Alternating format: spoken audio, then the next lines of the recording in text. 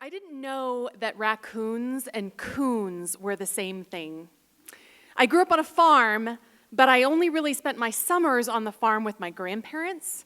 And so we were left to rather run wild on the farm, which was brilliant, and it was full of adventures. Now, the farm had about 85 acres, and in the little homestead area, we had a number of outbuildings, and one of those outbuildings was the chicken house. Now, if you've ever grown up on a farm, you know that there's one building that all of your junk goes into. And everything that's left over from every project, and it's where all the bits and bobs get shoved. And it's also where we used to feed the feral cats. Now, we had a lot of cats on the farm, but these were wild cats, and they didn't like people, and their job was to catch mice. But I loved animals so much as a little girl.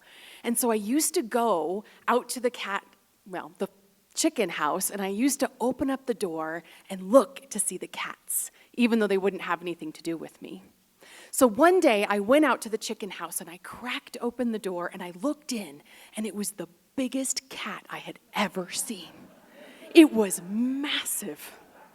And my eyes got big as saucers, and I couldn't believe it when it turned and looked at me, and it was a raccoon, a massive, fat, fluffy raccoon. I was so excited. I'd never seen a live raccoon. And I ran into the house, and I said to my grandparents, "Oh, Grandma, Grandpa, there's a raccoon in the chicken house." And my grandpa, very calmly, stood up and he said, "I'll get my gun, and I will go and shoot the coon." Now, I panicked because I went, no, it's not a coon, it's a raccoon. They clearly recognized that I had missed the connection there, and he saw the look of panic in my eyes that he might go out and shoot my new best friend. And so he didn't. But I became obsessed with trying to see that raccoon, and I would sneak out at the night, and I would sneak out in the mornings and try to catch that raccoon. Well, unfortunately, a few weeks later, I went outside and there was no raccoon, except that I looked toward the road and there was a raccoon. But he wasn't fluffy anymore. So I walked over to the road. It was a 2-lane highway in front of the farm, and the raccoon had been hit by a car. Now, this was a sad story, but it wasn't a gruesome story because he'd managed to crawl off the road before he fell over and died. Now, we had developed a special relationship, although he'd never had anything to do with me. And I noticed as I went over to stare at him, because dead animals are fascinating to small children, I went over to stare at him, I noticed that there were flies gathering on the raccoon. Well, this disturbed me greatly because, let's be honest, he was my best friend. And so I began a mission to fix this problem, because that's what I do. I fix problems.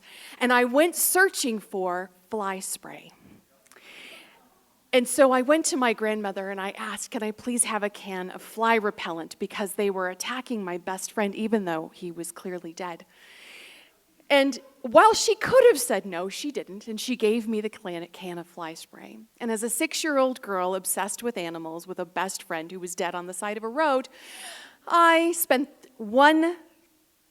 every hour for the entire day going up and spraying the raccoon to make sure that no flies could disturb his slumber. Now, very sweet, right? I think my grandparents were worried about having to invest in more fly spray because that night he disappeared. I think they probably went and scooped him up with a shovel and buried him somewhere. But truth be told, it didn't matter, because for that one day, I was as good a friend to that raccoon as he had been to me, and never a fly landed on him. Thank you.